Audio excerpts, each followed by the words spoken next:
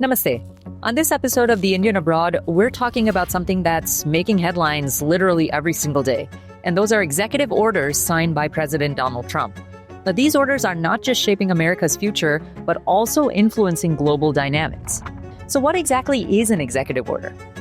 Can President Trump bypass Congress completely? And what happens when he signs an executive order? Let's take a closer look.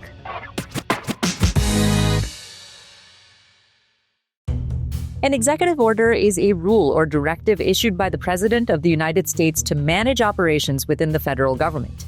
Crucially, the President does not need approval from Congress here, that is the House of Representatives and the Senate, to issue one.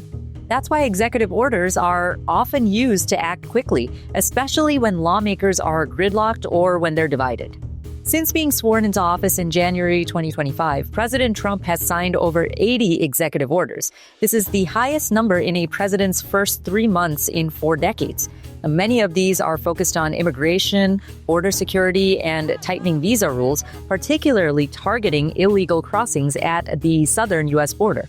Once an executive order is signed, it is published in the U.S. Federal Register. This is the official government journal that documents all administrative actions in the U.S.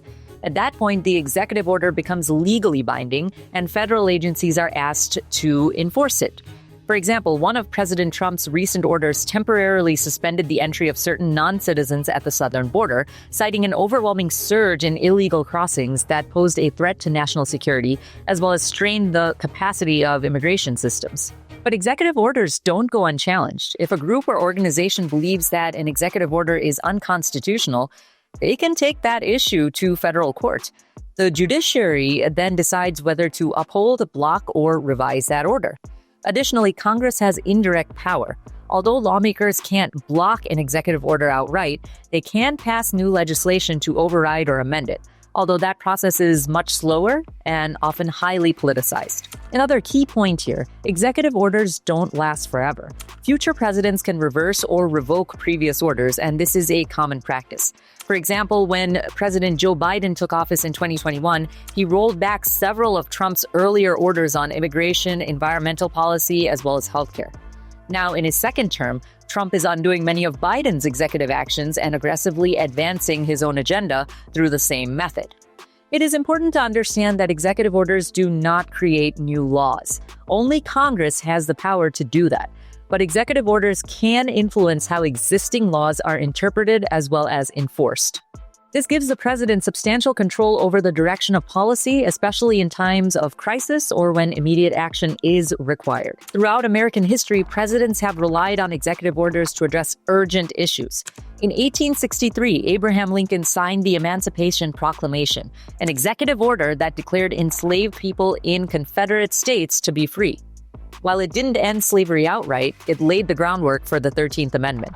In the 20th century, President Franklin D. Roosevelt used executive orders extensively to stabilize the U.S. economy during the Great Depression, including one controversial order that required all Americans to surrender their private gold holdings. During the Civil Rights Movement, President Eisenhower and Kennedy also issued orders to integrate schools and enforce equal protection under the law. In modern times, presidents have used executive orders to tackle everything from climate change and gun violence to trade regulations and pandemic responses. President Trump, during both his terms, has leaned heavily on this executive tool to bypass partisan gridlock and swiftly implement policy, especially in areas like border control, trade restrictions, and foreign policy. Of course, every executive order has consequences, some intended, others not. They can change how the U.S. is viewed globally, affect markets, alter diplomatic relations, and shift immigration patterns. For citizens of other countries, especially those seeking to visit, study, or work in the U.S., executive orders can have very real personal impacts. The takeaway here? Executive orders are not just internal U.S. government tools. They have global effects. And with the 2025 Trump presidency in full swing, these orders are a key part of how the U.S. is navigating a complex and rapidly changing world. For NDTV, this is Priyanka Deo signing off. Namaste.